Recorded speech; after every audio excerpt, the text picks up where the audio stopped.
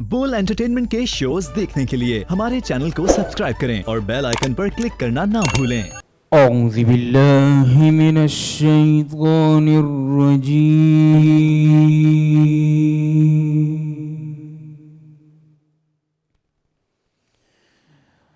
بسم الله الرحمن الرحيم.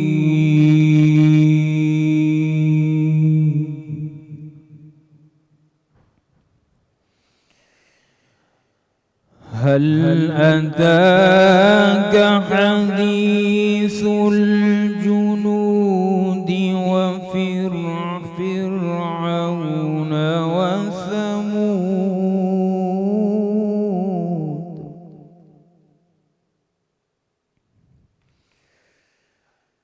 هل أتاك حديث الجنود فرعون وثمود.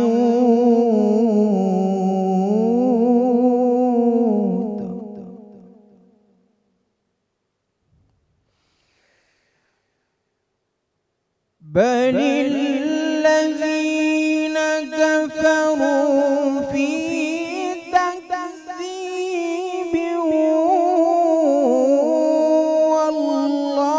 والله من ورائهم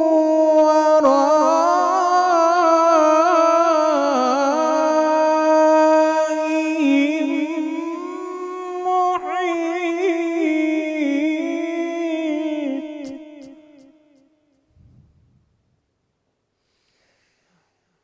والله من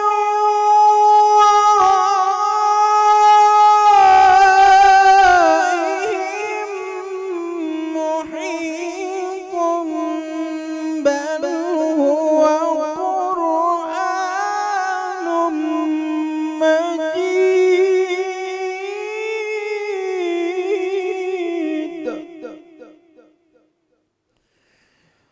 والله من ورائهم محيط. بل هو قرآن مجيد في لوح محفوظ. صدق الله العظيم.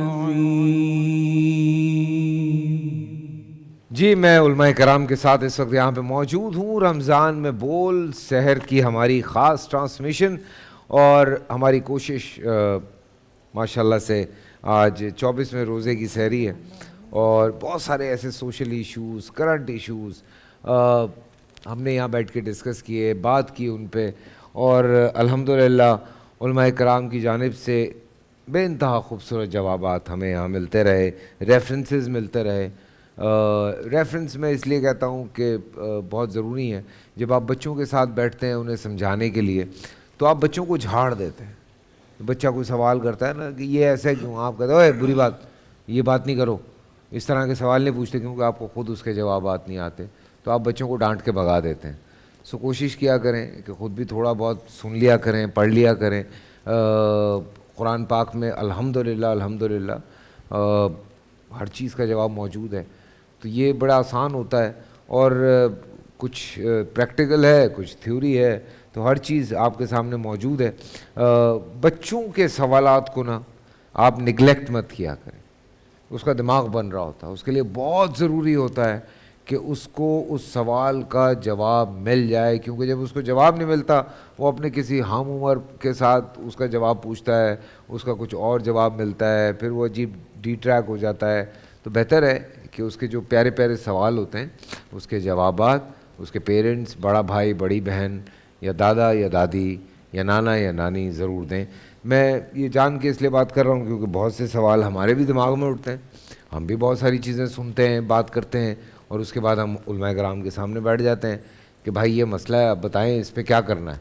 تو آج جو ہمارا موضوع ہے وہ نعت رسول مقبول کے حوالے سے ہے، منقبت ہیں، حمد و ثنا ہے جو کہ پڑھی جاتی ہے اور لوگ سنتے ہیں بے انتہا طور پہ۔ ہمارے یہاں نعتیں پڑھنے کا رواج بھی ہے اور لوگ نعت پڑھتے ہیں، لیکن وہیں پہ کچھ لوگ ہیں جن کو بالکل اچھا نہیں لگتا کہ نعتیں پڑھی جائیں یا حمد پڑھی جائے یا منقبت پڑھی جائے، بیکاز اس میں تھوڑا سا ایک اختلاف آ جاتا ہے۔ اور غالباً میرے خیال سے پروفیسر صاحب یہاں پہ موجود ہیں، پروفیسر صاحب اس بات سے تھوڑا سا ڈس ایگری کرتے ہیں نعت پڑھنے سے۔ بسم اللہ الرحمن الرحیم۔ بسم اللہ والصلاۃ والسلام علی رسول اللہ وعلی آلہ وصحبہ اجمعین وبعد۔ رسول اکرم صلی اللہ علیہ وسلم کی نعت اور آپ کی مدح یہ مطلوب ہے اسلام میں۔ اور رسول اکرم صلی اللہ علیہ وسلم نے جب قریش نے نبی کریم صلی اللہ علیہ وسلم کے خلاف آپ کی شان میں گستاخی کے اشعار کہے تو رسول اکرم صلی اللہ علیہ وسلم نے حسان بن ثابت سے کہا کہ ان کا جواب دو، تو آپ نے حضرت حسان بن ثابت کے لیے ممبر لگایا اور فرمایا ان کا جواب دو۔ کہ یا رسول اللہ میں کیا کروں گا، وہ تو قریش ہیں اور آپ بھی قریش میں ہیں۔ نبی کریم سے فرمایا کہ کیسے کرو گے تم، میں بھی قریشی وہ بھی قریشی ہے، قریش سے تو آپ اس کے کہتے یا رسول اسلو کا کما یسل شعرۃ من العجین، میں آپ کو اس طرح نکالوں گا جس طرح گندے ہوئے آٹے سے بال نکال لیا جاتا ہے، آپ کا مذمت نہیں ہو سکے، آپ ان کی مذمت کروں گا میں۔ تو حضرت نبی کریم صلی اللہ علیہ وسلم نے حضرت حسان بن ثابت رضی اللہ تعالیٰ عنہ سے کہا ان کے رد کرو ان کو بات۔ تو حضرت حسان کے مشہور سے خلقت مبرہ من کل کما خلقت کما تشاء، بڑی یعنی وہ سنو تعریف حضرت حسان بن ثابت رضی اللہ تعالیٰ عنہ کی تعریف۔ جب اسلام میں دیکھو جب کفار رسول اکرم صلی اللہ علیہ وسلم کے بارے میں کوئی غلط مذمت کرے اس وقت رسول اکرم صلی اللہ علیہ وسلم کی مدح ہر مسلمان پر واجب ہو جاتی ہے۔ ٹھیک ہے، جب صلیبی جنگیں ختم ہوئی تو جو گرفتار ہوئے لوگ حضرت صلاح الدین ایوبی کے سامنے پیش کیے گئے، صلاح الدین ایوبی سب کو معاف کر دیا، لیکن فیڈرک کہا تجھے میں معاف نہیں کروں گا، کیوں؟ تو نے میرے رسول کو گالی دی تھی اور میں معاف نہیں کر سکتا تجھے، یہ رسول کا حق ہے، وہی معاف کر، اور ان کو اپنے ہاتھ سے قتل کیا۔ تو جب رسول اکرم صلی اللہ علیہ وسلم کی شان میں گستاخی ہو اس وقت ہر مسلمان پر فرض ہو جاتا ہے نبی کریم صلی اللہ علیہ وسلم کی مدح میں آپ کے دفاع میں میدان میں اتر پڑے۔ نہیں میں تو نعت کی بات کر رہا ہوں، نعت وہی بات کرتا ہوں، نبی کریم نعت کہے، نبی کریم تعریف کرے، سمجھنا۔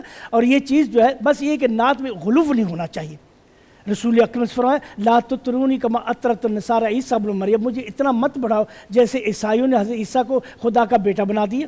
یعنی اس کی حد ہے کہ ایک حد تک رہے جو رسول اکرم صلی اللہ علیہ وسلم متعین اس میں رہے، اگر غلوف کرے یعنی غلوف جو ہے وہ نبی ناپسند فرمایا آپ نے۔ جیسے ایک دفعہ آپ تشریف فرما تھے جو انصار کی کچھ بچیاں اہل بدر کے بارے میں کچھ پڑھ رہی تھی، کہہ رہی تعریف کر رہے بدر کے بارے میں، تو ان میں ایک بچی نے کہا بخاری شریف کا الفاظ فینا نبی یعلم غدا، ہم میں ایسا نبی ہے جو کل کی بات جانتا ہے۔ آپ نے دائما تو قل، یہ مت کہو، ایسی غلوف مت کرو، تو کل کی بات اللہ ہی جانتا ہے۔ تو رسول اکرم صلی اللہ علیہ وسلم نے غلوف سے منع فرمایا، جس نعت میں غلوف ہو وہ نعت نہیں، وہ نعت نہیں ہے، وہ نبی اکرم صلی اللہ علیہ وسلم کی اس حد سے گزر جانا ہے۔ تو آپ جو علماء منع کرتے وہ اس لیے منع کرتے آپ کی تعریف یا آپ کی مدح کو منع کرتے، وہ غلوف کو منع کرتے۔ اچھا، مطلب غلو یہ حد سے گزر جانا، آپ کہہ رہے ہیں کہ ایک احترام یا وہ جو اللہ کے رسول نے فرمایا اس حدود میں رہے انسان تعریف بیان کرے، اور یہ بیان کرنا اللہ کے مطلوب ہر مومن کے اپنے اظہار کرے، اشعار کے ذریعے امت اب تک کرتی چلی آ رہی ہے اشعار۔ ہاں یہ بڑا امپورٹنٹ ایک میرا اس پہ ایک سوال بنتا ہے، یہ میں حضور پاک صلی اللہ علیہ وسلم نے شاعری سے منع فرمایا، لیکن نعت میں تو شاعری موجود ہے۔ بالکل۔ بسم اللہ والصلاۃ والسلام علی رسول اللہ۔ نعت کا مطلب ہے نبی پاک صلی اللہ علیہ وسلم کی تعریف و توصیف۔ بالکل، تعریف و توصیف کے کئی انداز ہوتے ہیں، کئی دفعہ تو ڈائریکٹ جس کی آپ تعریف کر رہے ہیں آپ اس کے حسن صورت، اس کی حسن سیرت، اس کے اخلاق، اس کے علم، اس کی شان، اس کی قوت، اس کی تدبیر, اس کی دیگر اوصاف حمیدہ کو آپ اپنے لفظوں میں بیان کرتے ہیں. تو یہ بھی جو ہے ایک نعت کا انداز ہے. آپ کبھی کسی کی تعریف کرتے ہیں تو اس کی تعریف آپ اس انداز سے کرتے ہیں کہ آپ اس کے حسب, اس کے نسب کی شان بیان کرتے ہیں. اور کبھی کبھی تعریف کا ایک انداز یہ ہوتا ہے کہ آپ اپنے محبوب یعنی جس کی آپ تعریف کر رہے ہیں, ویسے تو نعت کا یہ جو لفظ ہے یہ تعریف کے لیے ہوتا ہے, لیکن اب یہ غلط العوام ہو کر یہ عرفی طور پر یہ خاص ہو گئے نبی پاک صلی اللہ علیہ وسلم کی شان بیان کرنے کے لیے. بالکل. یعنی اب ویسے عربی میں لفظ نعت کا مطلب تعریف ہی ہوتا ہے, لیکن اب ہمارے عرف میں جب کہا جائے نعت پڑھو تو اس کا مطلب ہے نبی علیہ السلام کی تعریف کرو. تو اب تعریف کے پھر دوسرا انداز یہ ہے کہ محبوب کے دشمن کی مذمت کرنا. اب جب ہم دیکھتے ہیں نبی علیہ السلام کی نعت کی تاریخ کے حوالے سے, تو نبی علیہ السلام کی نعت بنیادی طور پر تو پورا قرآن نبی علیہ السلام کی نعت ہے. اس میں کہیں حضور کے چہرے کی قسمیں, کہیں رسول اللہ کے شہر کی شانیں ہیں, کہیں نبی علیہ السلام کے اخلاق کی باتیں, وَإِنَّكَ لَعَلَىٰ خُلُقٍ عَظِيمٍ, کہیں رسول اللہ کے چہرے کے حسن کا بیان ہے, وَالدُّعَاء وَاللَّيْلِ إِذَا سَجَىٰ مَا وَدَّعَكَ رَبُّكَ وَمَا قَلَىٰ, کہیں نبی علیہ السلام کی حسن سیرت کی بات ہے, کہیں نبی علیہ السلام کے حسن تدبیر کی طرف. تو یہ سارا قرآن نبی علیہ السلام کی نعت ہی ہے. لیکن اب یہ جو بطور نظم, یعنی نعت کی پھر دو انداز ہیں, ایک تو بطور نثر ہے تحت لفظ, جیسے یہ ہم جو بیان کر رہے ہیں اب یہ بھی نعت ہی ہے, جی ایک نثر ہے اور ایک نظم ہے. تو نظم میں چونکہ وہ اشعار ہے, اشعار کے ذریعے سے نبی علیہ السلام کی شان بیان کی جاتی ہے. تو یہ جو قرآن مجید میں اللہ تعالیٰ فرماتا ہے کہ میرا نبی شاعر نہیں ہے, تو اس کا یہ مطلب نہیں ہے کہ اللہ کے نبی صلی اللہ علیہ وسلم نے مطلقاً شعر کہنے سے روکا ہے, بلکہ چونکہ وہ عرب کے اندر اس وقت جس کے قبیلے میں زیادہ بلیغ شاعر ہوتا تھا وہ سمجھتے تھے کہ یہ بڑا فضیلت والا ہے, اور اس وقت ان کی عزت اور عظمت کا جو معیار تھا وہ بلاغت کے اوپر جو ہے نا فصاحت اور بلاغت کے حوالے سے جو بڑا ہوتا تھا وہ سمجھتے تھے یہ بڑا ہے. جب رسول اللہ نے اپنا کلام قرآن کی صورت میں, یعنی جو آپ قرآن ہے, حضور نے قرآن کی صورتیں سنائیں تو وہ حیران اور ششدر رہ گئے, اور وہ کہنے لگے کہ یار یہ تو شاعر ہے کہ اس طرح سے مسجع اور مقفع کلام سنا رہے ہیں جن کی آیتوں کے ایک ایک آیت اس قدر معانی کے سمندر کو اپنے اندر سموئے ہوئے کہ جناب جس کا جواب نہیں ہے. تو اس کا جواب دیا میرا محبوب شاعر نہیں ہے, اور اس کے زبان سے نکلنے والا کلام یہ عام کلام نہیں ہے, بلکہ میرا محبوب اللہ کا نبی ہے, اور اس کی زبان سے نکلنے والا کلام قرآن ہے. اور دوسرا اس وقت کا ایک جو انداز تھا شاعروں کا وہ تھا کہ بے جا مبالغہ یا جھوٹ بولنا. تو ایسا کلام بیان کرنا کہ جس کے اندر بے جا مبالغہ ہو, جھوٹ وغیرہ ہو, اس کی آمیزش ہو, ایسے شعروں کو اللہ کے نبی نے پسند نہیں کیا. رہ گئے یہ کہ نبی علیہ السلام کی مدح سرائی ہو اور اشعار ہو. سبحان اللہ, میرے نبی کے چچا حضرت عباس سامنے کھڑے ہو کر رسول اللہ کی نعت, اور خود عرض کرتے ہیں کہ یا رسول اللہ میں آپ کی نعت نہ سنا دوں آپ کو. میرے نبی نے فرمایا چچا سنائیں, آپ کیا کہتے ہیں. تو اس وقت پھر آپ نے وہ نعت سنائی کہ آپ تو اللہ کا وہ نور ہیں جو حضرت آدم سے لے کر حضرت آمنہ تک آیا, اور جب وہ نور دنیا میں چمکا تو پھر جناب یہ فاران کی چوٹیاں بھی روشن ہو گئیں, مکہ بھی روشن ہو گیا, اور پوری زمین بھی روشن ہو گئی. حضور سن رہے تھے.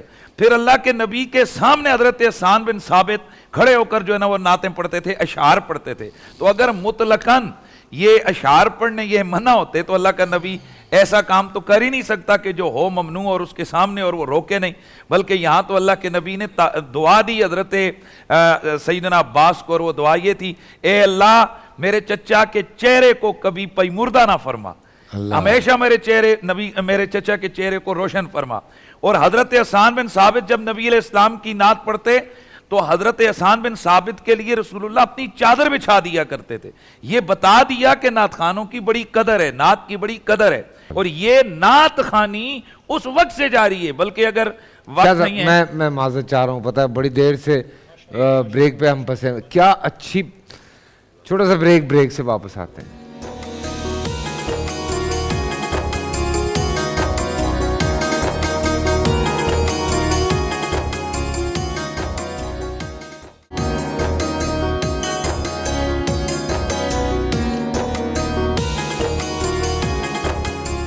جی ہاں, ویلکم بیک آفٹر بریک. اور انتہائی خوبصورت ایک بات جس میں باقی کوئی شک نہیں ہے, یہ تو بات حقیقت ہے کہ دنیا بننے سے پہلے ہی یہ بات طے تھی میرے پیارے نبی صلی اللہ علیہ وسلم کے حوالے سے. لیکن کچھ جب آپ کو ایسے ثبوت ملتے ہیں, ایسی چیزیں ملتی ہیں نا, تو ایسے دل جو ہے نا وہ کنٹرول میں نہیں آ رہا ہوتا کہ مطلب بات کو جی جی بالکل بالکل. میں تو یہ ایک انداز تھا کہ رسول اللہ کی عظمت اور شان کا بیان, اور دوسرا جو انداز ہے نعت کا وہ کیا ہے کہ محبوب کے دشمنوں کی مذمت کرنا. تو وہ جس وقت مکے کے جو شعراء تھے انہوں نے رسول اللہ کی ہجب کی. ہجب کہتے ہیں شعر کے ذریعے سے دوسرے کی انسلٹ کرنا. اچھا. تو اللہ کے نبی صلی اللہ علیہ وسلم آپ کھڑے ہوئے, آپ نے فرمایا کون جواب دے گا ان کو؟ حضرت حسان عرض کی حضور میں جواب دوں؟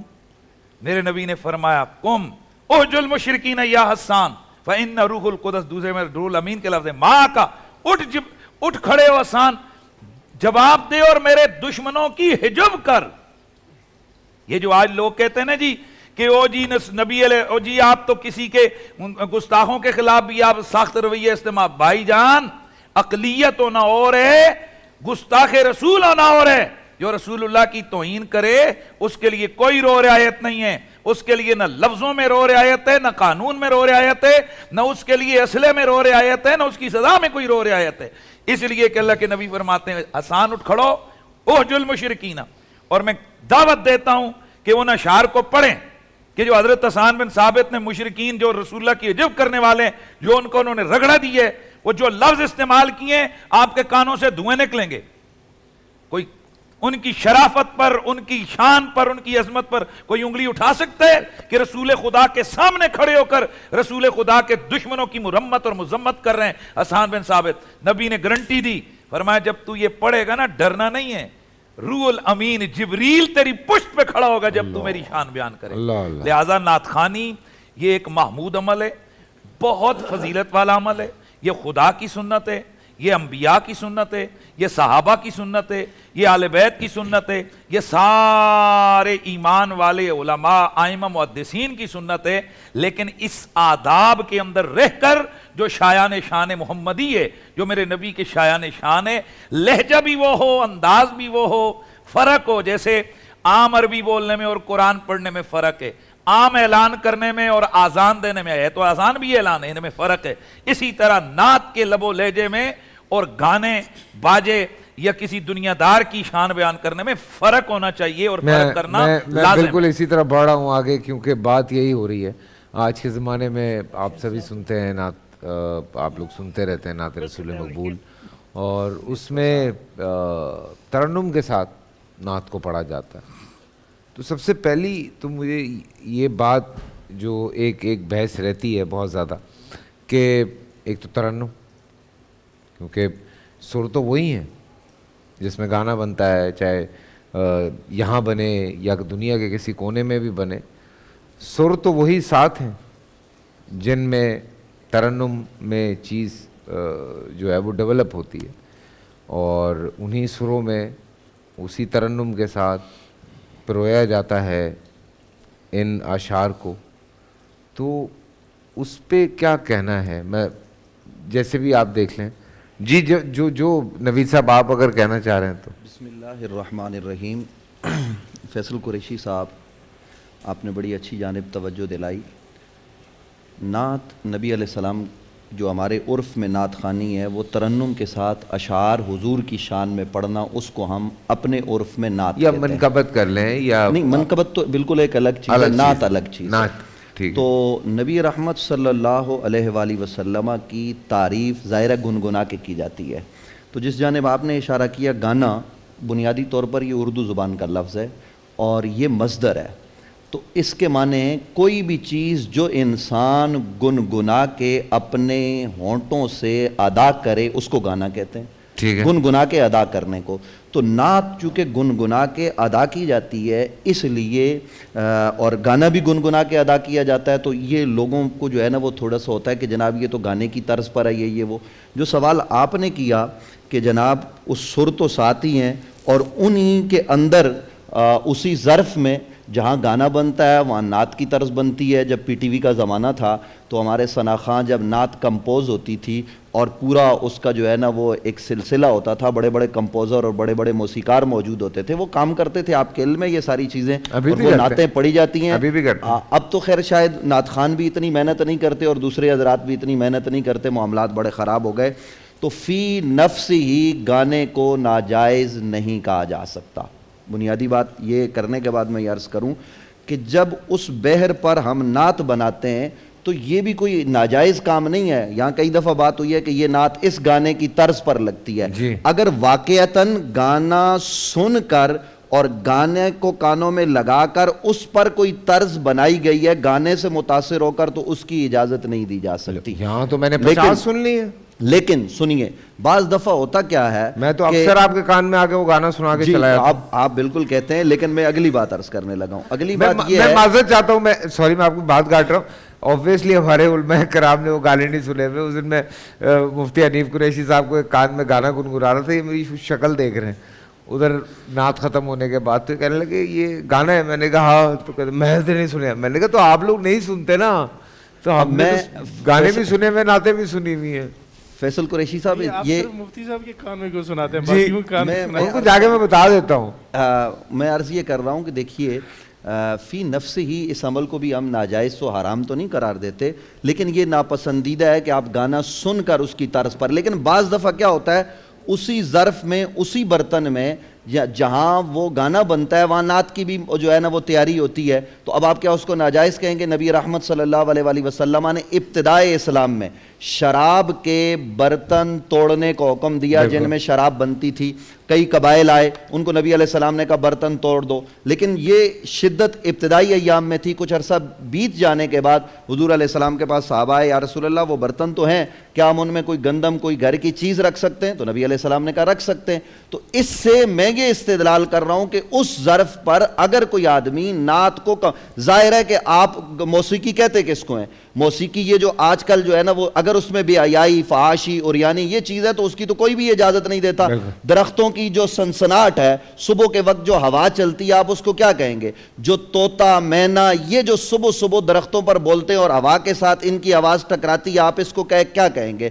درختوں کے پتے سردیوں میں زمین پر گرتے ہیں, ہوا کے ساتھ وہ زمین پر جو ہے وہ رینگتے ادھر ادھر جاتے ہیں, اس کو آپ کیا کہیں گے؟ ہمارے بہت سارے بزرگ ایسے ہیں کہ جو وہ نغمے جو ہمارے ہاں جو ہے نا وہ موسیقی والے حضرات گاتے تھے, ان کی توجہ اس طرف نہیں جاتی تھی گانے کی طرف, وہ اتنے پاکیزہ تھے, وہ کسی خاتون کا گانا ان کی جو ہے نا وہ ذہن میں گزرا اور انہیں اپنا محبوب محمد عربی یاد آ گیا, وہ وہاں رونے لگ گئے اور گھنٹوں روتے رہتے تھے. یہی معاملہ جو ہے وہ قوالی کا بھی ہے, اور اسی طرز کی چیزیں جو ہے وہ ہمارے سامنے آتی ہیں. تو یہ جو ہم جو ہے نا وہ شدت کے ساتھ فوراً ڈنڈا لے کے کھڑے ہو جاتے ہیں کہ ہم ہی شریعت کے علم بردار ہیں, اور جناب کوئی بھی چیز گانے کے حوالے سے آئے گی تو وہ ناجائز اور حرام ہوگی. صاحب یہ بات درست نہیں ہے, اس بات کو سمجھنے کی ضرورت ہے. قرآن مجید فرقان حمید تو ہمیں خود یہ بات ارشاد فرماتا ہے, ورتل القرآن ترتیلا, قرآن کو خوبصورت انداز میں پڑھو. اور قرآن مجید فرقان حمید زین القرآن باصواتکم, اپنی آوازوں سے قرآن کو زینت دے کر پڑھو.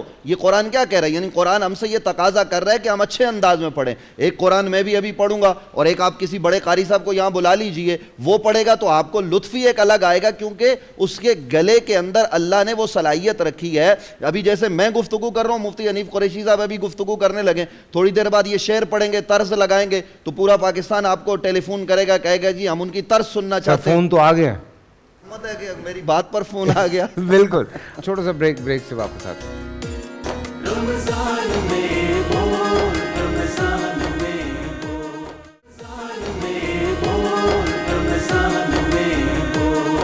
السلام علیکم.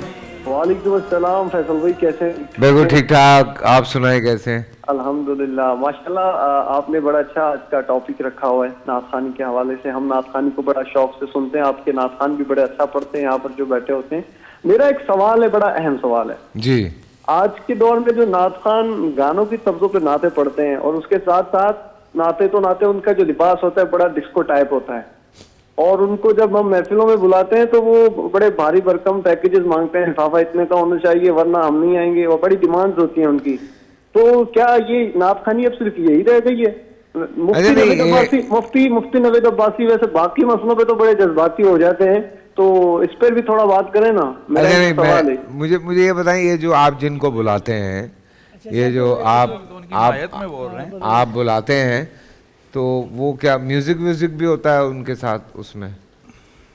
تو وہ جب ڈف بجاتے ہیں نا، ڈف آج کل ایسی بیچ میں لے کے آتے ہیں کہ اس میں چھنکار اور وہ انگوٹھیاں چھلے اس طرح کی ساری چیزیں پہن کے پورا ساز و سامان کے ساتھ آتے ہیں. وہ کچھ اور ڈسکو ٹائپ چل رہا ہوتا ہے ماحول. نعت خوانی تو ایک بڑا مقدس حضور کی تعریف کرنا ہے. اب اس میں یہ سب چیزیں جب سے جدت اختیار کر گئی تو یہ سب آپ ایسے لوگوں کو بلاتے کیوں؟ آپ کو خود بھی پروگرام کا شوق ہے تو کیا کریں؟ اب مجبوری بن گئی. ہم نہیں بلائیں گے تو لوگ محفل میں نہیں آئیں گے، بولیں گے جب تک ایسے لوگ نہیں آئیں گے تو ہم محفل میں نہیں پہنچتے. لوگ کیا اس کا محفل ہے باس؟ اس سے اچھا ہے آپ کسی اور کو، آپ علی ظفر کو بلا لیں، زیادہ لوگ آ جائیں گے. یہی رہ گیا اب کرنے کو فیصل بھائی، یہی رہ گیا. میں مفتی صاحب سے پوچھنا چاہتا ہوں ذرا جذباتی ہو کہ اس پہ بھی تھوڑی تقریر دیں تاکہ نعت خوانوں کو تھوڑی عقل آئے. اس پہ پروفیسر صاحب کچھ کہنا چاہ رہے ہیں؟ میں ان کی بات کہنا چاہتا ہوں. جی پروفیسر صاحب. رسول اکرم صلی اللہ علیہ وسلم فرمایا ہے، صحیح روایت ہے، ان الغنا ينبت النفاق. غنا جو ہے اس سے دل میں نفاق پیدا ہوتا ہے.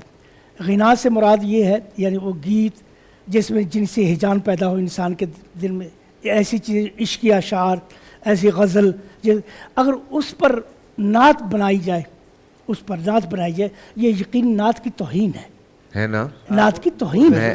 رسول اکرم صلی اللہ علیہ وسلم الغنا ینبت النفاق.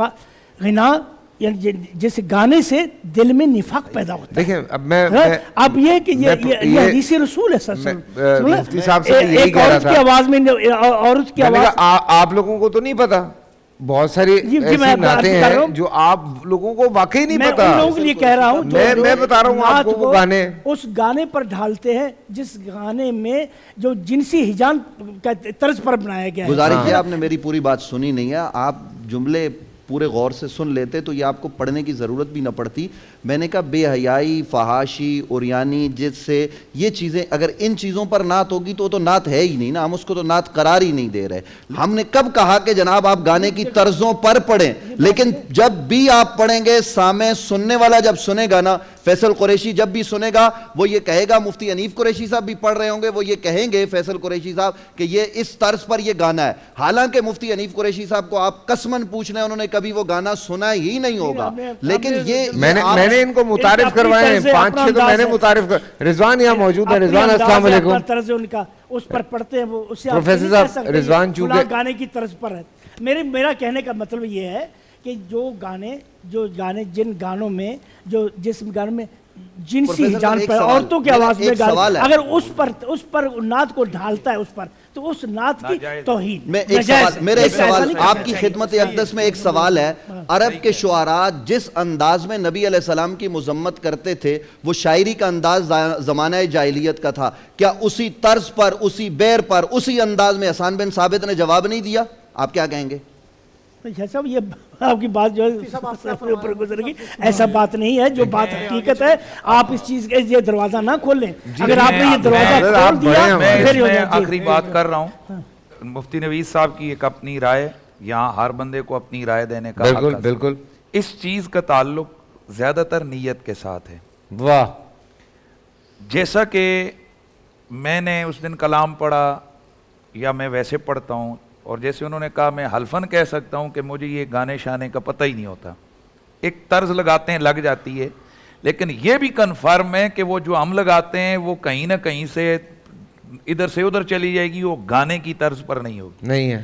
لیکن یہ میں نے آپ کو جتنا سنا ہے آپ نے کوئی ایسا نہیں پڑھا. جو نعت خان جیسے معذرت سے ہمارے وہ یہ شہزادے نے ایک دن وہ پڑھا اور ادھر ہی لڑکوں نے ساتھ گانا لگا دیا انڈیا کا، تو اب اس میں وہ آواز بہر بھی اسی طرح ہو، ٹھک بھی ہو، ٹھک بھی اسی طرح ہو، یا پھر وہ نعت خوانی کے ساتھ دف بجے، نام تو دف ہو لیکن ڈھم ڈما ڈھم ڈھم ہو، یا وہ آج کل ایک مائک کے ذریعے سے وہ دک دک دک کرنے کے لیے وہ ساتھ وہ کرتے ہیں، یعنی کہ وہ ہوتی وہ بیس ہے لیکن وہ کہتے ہیں کہ ہم لوگ نا ذکر کر رہے ہیں. میں کہتا ہوں یہ خدا کی قسم یہ ذکر الہی کی بھی توہین ہے کہ آپ اس کو بطور دف کی آواز نکالنے کے کر رہے ہیں. تو بات یہاں نیت کی ہے. اگر کوئی نعت خان واقعتاً اپنے سامنے ایک انڈیا کے یا کسی اور گندے گانے کو، کہ جس گانے کے بول اور اشعار عام معاشرے کے اندر اس قدر رائج ہیں کہ ادھر طرز آتی ہے تو ان کے ذہن میں وہ گندا گانا ہی آتا ہے. ہم ایسی کسی بھی طرز یا ایسے کسی بھی گانے کی کبھی بھی حمایت نہیں کر سکتے.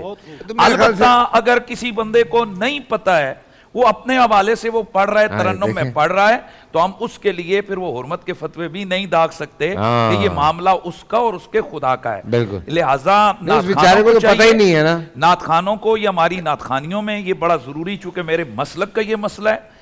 زیادہ تر اس پہ تھوڑا سا ایک رضوان کا میں بیان لے لوں, میں اس کی طرف میں بات اپنی کمپلیٹ کرتا ہوں. زیادہ تر ہمارے ہی مکتبہ فکر کے لوگ اس طرف آتے ہیں, نعت خوانی ان کا زیادہ ہے.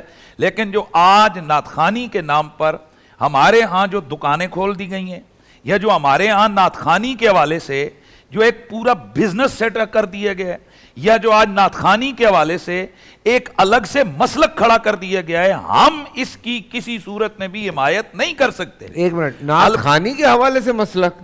جی یہ ایک مسلک ہے نعت خوانی, ایک نیا مسلک ہمارے ہی عقیدے کی جماعت کے لوگوں میں کھڑا ہو گیا ہے.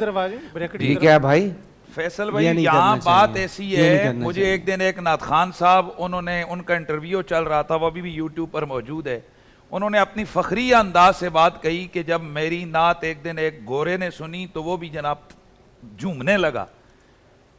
اس کی وجہ کیا ہے؟ اس کو کیا انگلش بولنے والے کو کیا پتا پنجابی اور اردو میں کیا ہو رہا ہے؟ اصل میں وہ نعت خان صاحب نے پیچھے پورے سازندے رکھے ہوندے جو بھمبا بھمبا, تو وہ جو گورا ناچ رہا تھا وہ بھمبا بھمبا پہ ناچ رہا تھا, یار یہ بڑا پیارا ہے, اسلام کی نعتوں پہ نہیں ناچ رہا. یہ بڑا پیارا. تو اس لیے ہم یہ چاہتے ہیں کہ نبی علیہ السلام کی نعت ہو, ادب کے دائرے میں ہو, کہ اگر مدینے کی بات آئے تو بندہ مدینے پہنچ جائے. بالکل, واہ واہ. اگر مکے کی بات ہو تو بندہ وہاں اس کی وادیوں میں گھوم آئے. یہ نہیں کہ جناب وہ دھم مدھم لگے تو وہ کوئی نعت کے اچھا عجیب و غریب نعت ہو رہی ہوتی ہے, ہم واللہ العظیم پوری نعت کے لفظ بھی سمجھ نہیں آ رہے ہوتے, وہ ایسا ساؤنڈ کھلواتے ہیں. یار ایسی نعتوں کو ہم کیسے یہاں بیٹھ کر میں آپ کو یہ بھی بتا دوں, یہ جو لفظ ہے, نہیں سوری مجھے بریک لے, ہاں ایک لفظ, جسٹ 1 منٹ پلیز. گزارش یہ ہے کہ جو مفتی صاحب نے کہا اگر اس طرح نعت ہوتی ہے, اور یقیناً ہوتی ہے, نبی علیہ السلام النبی صلی اللہ علیہ ایک زمانے میں نعت آئی, پیچھے جو ہے وہ گانا, وہ اس کو اللہ کے ذکر کو استعمال کیا گیا, اللہ کے ذکر کو پست کر کے نبی علیہ السلام کے ذکر کو بالا کیا گیا. ہم ان تمام چیزوں کی مذمت کرتے ہیں, اور اس کی قطعاً اجازت نہیں. کوئی نعت خوان اگر خواتین کا لباس پہنتا ہے تو من تشبہ بشعار قوم فہو منہ کے تحت وہ عورتوں کے اندر داخل ہو گیا. ایسے لوگوں کو جو مٹل کر نعتیں پڑھتے ہم اس کی اجازت نہیں دیتے. لیکن اس بنیاد پر کوئی آدمی یہ کہے کہ جناب گانے کی طرز پر یہ نعت ہے اور یہ ناجائز ہے, تو میں پھر یہ سوال کروں گا کہ ان 7 سروں کے علاوہ مجھے کوئی سر آپ لگا کر دکھا دیں. کوئی ایسا نہیں ہے. ہمارے یہاں اسلاف نے, بزرگوں نے سارے طریقے بتا دیے, باادب طریقے.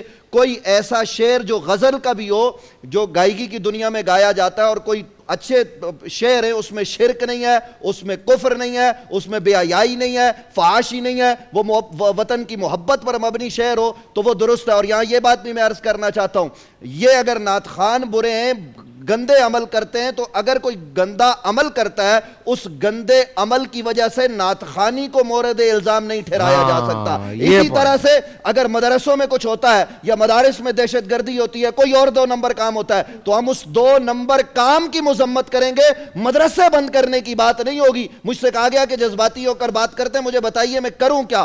بات یہ ہے کہ صرف ہمیں رگڑنے کے لیے صرف اور صرف پاکستان میں نعت خوان مل گئے. کیا ہمارے ملک میں اور چیزیں بے حیائی, فحاشی اور یعنی نہیں ہے؟ کیا ہم ان کو رگڑ نہیں سکتے؟ یہ بڑے بڑے لوگ جو نعت خوانوں کو, آپ کا اپنا انداز دیکھیے جناب, آپ کیا کرتے ہیں؟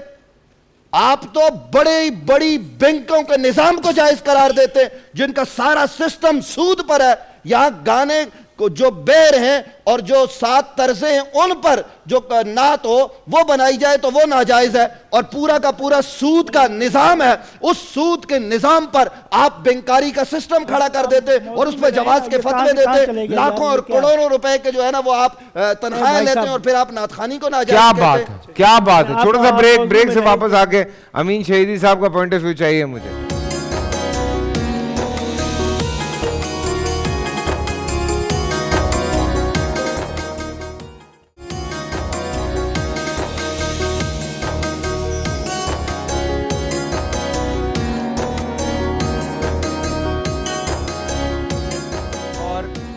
آج بالکل موقع نہیں مل پا رہا ہے کہ میں کوئی سوال کر سکوں, بیکاز ہوا یہ ہے کہ سوال ایسا ہو گیا ہے کہ بات جو ہے وہ کہیں سے کہیں چلی گئی ہے.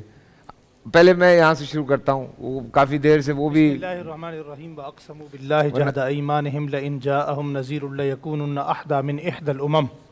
صدق اللہ مولانا العظیم. نعت صرف ایک مقدس سلسلہ ہی نہیں, عبادت ہے. اور نعت کوئی آج نہیں پڑھی جا رہی یا آج سے پہلے کچھ 100 سال پہلے شروع ہوئی. آقا دو عالم صلی اللہ علیہ وسلم جب اس دنیا میں نہیں تشریف لائے تھے تو نعت اس وقت بھی پڑھی جاتی تھی. سبحان اللہ. قرآن کریم کی جو آیت کریمہ میں نے آپ کے سامنے پڑھی ہے, وہاں یہ کہا جا رہا ہے کہ یہ لوگ قسمیں کھا کر کہا کرتے تھے, تعریف کیا کرتے تھے, آقا دو عالم صلی اللہ علیہ وآلہ وسلم کی مدح سرائی کیا کرتے تھے کہ وہ ڈرانے والا نبی پیغمبر جب بھی آئے گا, نذیر جب بھی آئے گا, تو احدی من احدی الامم, سب سے پہلے اس کے ہاتھ پہ بیعت ہم کریں گے, سب سے پہلے اس کا کلمہ ہم پڑھیں گے. یہ تعریف تھی آقا دو عالم صلی اللہ علیہ وسلم کی. اور اگر میں یوں کہوں تو بات بجا ہوگی اور اس میں کوئی غلو نہیں ہے. اگر ہو تو مجھے پروفیسر صاحب سے کہوں گا کہ وہ مجھے ٹوکیں بھی اور اشارہ بھی کریں کہ جب کائنات بنی ہی نہیں تھی تب بھی حضور کی نعت پڑھی جاتی تھی. سبحان اللہ. قرآن کریم ازل سے ہے, بالکل. اور قرآن کریم یہ سب سے پہلے اللہ نے پڑھا ہے. اور اللہ جل شانہ نے قرآن کریم میں فرمایا ان اللہ و ملائکتہ یصلون علی النبی یا ایھا الذین آمنوا صلوا علیہ وسلموا تسلیما. نعت سنت اللہ ہے. اللہ جل شانہ خود اپنے نبی کی تعریف کرتے ہیں. پورا قرآن کریم نعت ہے. اور نعت پڑھنا بہت بڑی عبادت ہے. صحابہ کرام نے نعت پڑھی آپ صلی اللہ علیہ وسلم کے سامنے, اور آپ صلی اللہ علیہ وسلم اس پر ان کو انعامات سے نوازا. باہر سے ایک بندہ آیا, اس نے آ کر آپ صلی اللہ علیہ وسلم کے سامنے حضور کی شان میں کچھ اشعار پڑھے, تو آپ نے اپنی چادر اتار کر اس کے گلے میں ڈال دی. میں نے آج بھی ایسے لوگوں کو نعت پڑھتے ہوئے, نعت سنتے ہوئے دیکھا. بڑی بڑی شخصیات دنیا میں موجود ہیں کہ جب ان کے سامنے آقا دو عالم صلی اللہ علیہ وسلم کی سیرت پر کوئی اشعار کہے جاتے ہیں تو حضور صلی اللہ علیہ وسلم خود بھی شاعر نہیں تھے, جس طرح مفتی صاحب نے وضاحت فرما دی, لیکن بوقت ضرورت خود اشعار حضور پڑھتے تھے. میدان جہاد میں جب حضور نے پڑھا نحن الذین بایعوا محمدا علی الجہاد ما بقینا ابدا, تو یہ شعر حضور صلی اللہ علیہ وسلم کی زبان سے سننے کے بعد صحابہ میں وہ طاقت آئی کہ صحابہ یک جنبش ایسا رخ کیا کہ پورے میدان کا کایا پلٹ گیا. نحن الذین بایعوا محمدا علی الجہاد ما بقینا ابدا. آقا دو عالم صلی اللہ علیہ وآلہ وسلم کی نعت پڑھنا خالص عبادت ہے, عین عبادت ہے, اور صحابہ اکرام کی سنت ہے. صحابہ اکرام سے پڑھوائی بھی گئی, صحابہ اکرام نے پڑھی بھی. اور نعت خوانوں کی خدمت کرنا یہ بھی سنت ہے, یہ کرنی چاہیے. لیکن جو چیزیں ہیں نا, ایک یہاں بڑی خوبصورت بات ہوئی. ہم دراصل میں بحث مباحثے میں ذرا دور نکل جاتے ہیں. میرے خیال میں کسی بھی پیشے کو غلط کہنا, ادارے کو غلط کہنا, یہ غلط نہیں ہوگا. جو غلطیاں, ان غلطیوں کو چن چن کے نکالنا چاہیے. نعت خواں غلط ہے, مجھ میں غلطیاں تھوڑی ہیں, دوسرے میں غلطیاں تھوڑی ہیں. بھئی غلطیاں سب میں ہیں. اب ان غلطیوں کا ازالہ کرنا چاہیے کہ غلطی کہاں ہے, اس غلطی کو ختم کیا جانا چاہیے. سب سے بنیادی غلطی جس کی میں بہت زیادہ مخالفت کرتا ہوں, کرتا رہوں گا, آپ اتفاق کریں یا نہ کریں, یہ جو پردے کے بغیر خواتین آ کر ٹی وی پر, اسٹیج پر آ کر نعت پڑھتی ہیں. بھائی نعت پڑھنا سنت ہے, ثواب ہے, مگر پردہ کرنا فرض ہے. عورت کی آواز مردوں کے سامنے سننا سنانا, اس کی کہاں اجازت ہے شریعت میں؟ حرام ہے, کوئی بھی بالکل حرام, اس کی کوئی اجازت نہیں ہے. سارے حضرات اتفاق کرتے ہیں اس بات میں, ٹھیک ہے جی. جہاں تک اصلاح کی ضرورت ہے وہ نعت خواں حضرات تھوڑا سا اپنی اصلاح فرمائیں. دیکھیں ایسے نعت خواں گزرے ہیں دنیا میں جنہوں نے خالص نعت اللہ کی رضا کے لیے پڑھی. ایسے نعت خوانوں کو یہ حضرات بھی جانتے ہیں, میں بھی جانتا ہوں. ہمارے ہاں ایک نعت خواں تھے ہمارے مکتبہ فکر کے, کمتر ان کا نام تھا, رنگ ان کا بالکل کالا تھا. ساری زندگی وہ بڑے اخلاص کے ساتھ نعت پڑھتے رہے. ان کے بارے میں معروف یہ بات تھی کہ انہوں نے کبھی زندگی میں نعت پڑھنے کی کوئی ڈیمانڈ نہیں کی. کسی نے کرایہ دیا تو لے لیا, نہیں دیا تو چپکے سے بس میں بیٹھے واپس چلے گئے. جب وہ فوت ہوئے تو مولانا عبداللہ درخواستی رحمۃ اللہ علیہ, ہمارے یہاں نامی گرامی شخصیت گزری ہیں, اس کمتر نعت خواں نے یہ وصیت کی تھی کہ میرا جنازہ حضرت درخواستی پڑھائیں. جب حضرت درخواستی تشریف لائے تو وہ ساری زندگی حضرت درخواستی کی موجودگی میں اسٹیج پر جس طرح کوئی عالم تقریر کرتا ہے تو اس سے پہلے ایک نعت خواں نعت پڑھتا ہے, وہ ساری زندگی نعت پڑھتا رہا. جب میت دکھائی گئی تو حضرت درخواستی پریشان ہو گئے کہ یہ تو کمتر نہیں ہے, مجھے تو کمتر کا بتایا گیا. شاید یہ اس کا کوئی بھائی ہو. جب بتایا گیا غسل دینے کے بعد اس کا چہرہ روشن ہو گیا. حضور نبی کریم صلی اللہ علیہ وسلم کی نعت صرف اس دنیا میں یہ نہیں کہ وہ عزت کا باعث ہے, وہ قبر میں بھی عزت کا باعث ہے, وہ آخرت میں بھی عزت کا باعث ہے, وہ شرف کا باعث ہے. تعریف بیان کر رہے ہیں نا. جی جی بالکل. جی جی. اور اس پر میں ایک اور نشاندہی کرنا چاہتا ہوں, جتنے نعت خواں حضرات سن رہے ہیں انتہائی معذرت کے ساتھ, نعت خواں حضرات سے معذرت کے ساتھ یہ بات میں کہوں گا, ایک تو آپ اپنی ڈیمانڈ کم کیجئے, اور یہ جو آپ ڈیمانڈ کرتے ہیں, لوگ حضور کی محبت میں آپ پر خرچہ کرتے ہیں, مگر آپ نے اس کو اپنی دکان, کاروبار اور فیکٹری بنا لیا ہے. آپ کم از کم اتنا بوجھ ڈالیں جتنا آپ کی گاڑی کا کرایہ ہے, رینٹ ہے, یہ جتنا آگے آپ کے میزبان برداشت کر سکتے ہیں. دوسرا, نعت خواں حضرات کی محافل میں اب علماء کی باقاعدہ توہین ہونے لگی ہے. باقاعدہ طور پر یہ نعت خواں حضرات سمجھتے ہیں, علماء میری بات کو سمجھ رہے ہیں, نعت خواں حضرات باقاعدہ جب جہاں کہیں جاتے ہیں, اب مفتی صاحب ہوں گے, عالم ہوں گے, شیخ الحدیث ہوں گے, بخاری پڑھانے والے ہوں گے, تفسیر پڑھانے والے ہوں گے, ان کو بٹھا دیا جائے گا, جی میں نے جانا ہے, میرے 2 پروگرام ہیں اور ہیں, میری حاضری دوسری جگہ بھی لگنی ہے. اور دوسری بات یہ ہے کہ نعت خواں حضرات سے ایک گزارش آخری یہ بھی ہے کہ آپ حضرات سے انتہائی معذرت کے ساتھ آپ جب حضور صلی اللہ علیہ وسلم کی نعت پڑھتے ہیں تو کم از کم آپ کو نماز کا پابند ہونا چاہیے. بہت سارے نعت خواں حضرات کو دیکھا ہے, یہاں بھی نعت پڑھیں گے, دوسری جگہ بھی پڑھیں گے, تیسری جگہ بھی پڑھیں گے, فرض نماز نہیں پڑھیں گے. معذرت کے ساتھ. مجھے ایک واقعہ یاد ہے صرف 1 منٹ کا. سائیں غلام حسین ہے, کمبل والے, ہمارے بڑے بزرگ ہیں سندھ کے, ان کے مرید ہیں حسینی, ان کے نام میں بھی آتا ہے. ابھی حال ہی میں ان کا انتقال ہے, ذوالفقار حسینی. میں ایک واقعہ آپ کو بتا رہا ہوں, تمام ناظرین سامعین سنیں گے, ان کا ایمان تازہ ہو جائے گا کہ واقعی جو متقی پرہیزگار نعت خوان ہیں, جو شریعت کے پابند ہیں, جو نماز کے پابند ہیں, ان کی شان اللہ دنیا میں دکھا دیتا ہے. ابھی اسی چند سالوں کا واقعہ, سال ہوا ہے. اور سائیں غلام حسین بہت بڑی ہستی ہے ہماری, سادات کی بڑے عالم ہیں, سندھ کے بزرگ ہیں. ان کے مرید ہیں ذوالفقار حسینی صاحب. ان کا انتقال ہو گیا اور وصال ہو گیا. اب ان کو جنازے کے بعد نعت خوان تھا, نعت پڑھی جا رہی تھی, پوری دنیا نے وہ منظر دیکھا. یوٹیوب پہ آپ چلے جائیں, آپ سرچ کریں ذوالفقار حسینی صاحب, یا درود و سلام پڑھا جا رہا ہے, مصطفیٰ جان رحمت پہ لاکھوں سلام, شمع بزم ہدایت پہ لاکھوں سلام. یعنی نعت خوان تھا, اب جنازے کے بعد درود و سلام پڑھا جا رہا تھا. دنیا نے منظر دیکھا, اب یوٹیوب پہ چیک کر لیں, ہم پڑھ رہے ہیں, وہ دنیا سے پردہ کر چکا ہے, لوگ دیکھ رہے ہیں, اس کے ہونٹ جنبش کر رہے ہیں. لوگوں نے خود انتقال کے بعد, جنازے کے بعد وہ نعت خوان حضور پر درود و سلام پڑھا. تو ایسے نعت خوان جو متقی پرہیزگار ہیں, جو باادب ہیں, علماء کا ادب کرتے ہیں, اور جو شریعت کے پابند ہیں, نمازی ہو, تو یقین جانیے وہ ہمارے سر کا تاج ہے. سرکار نے حسان کو منبر پہ بٹھایا, میرے آقا کے ثنا خان کی توقیر بڑی ہے, لیکن شریعت کا پابند ہو, علماء کی توہین نہ کرے, تذلیل نہ کرے, تضییق نہ کرے, شریعت کا پابند ہو, نمازی ہو, باوضو, خدائی کے سب مجمع کو رلا دیتا ہے. ہم یہاں ہوتے ہیں, وہ مدینے میں پہنچا دیتا ہے. تو یہ بات ہے کہ نعت خوانی اصل, اعلیٰ حضرت فرماتے ہیں اصل نعت خوانی اگر عشق رسول بڑھانا ہے تو خوش اعلان نعت خوان سے نعت سنیں. عشق الہی بڑھانا ہے, اچھا قرآن پڑھنے والے قاری سے قرآن سنیں, آپ کا عشق الہی بڑھے گا. ماشاءاللہ, سبحان اللہ, سبحان اللہ, بہت اچھی یہ اچھی بات ہے. جی جی, بسم اللہ. بسم اللہ الرحمن الرحیم. آپ کا موضوع اہم ہے, لیکن اس کے کئی پہلو ہیں. ان تمام پہلوؤں کے حوالے سے کھل کر ذرا تحقیق کے ساتھ گفتگو کی ضرورت ہے. دیکھیں, نعت بنیادی طور پر اس کی ساری تعریف ہو گئی, اس میں میں کوئی اضافہ نہیں کرنا چاہتا. نعت ناجائز نہیں ہے, یہ جائز بھی ہے اور عبادت بھی ہے, اس میں میرا خیال ہے سب کا اتفاق ہے. اب اگلی بات یہ ہے کہ نعت کے اجزاء کیا ہیں.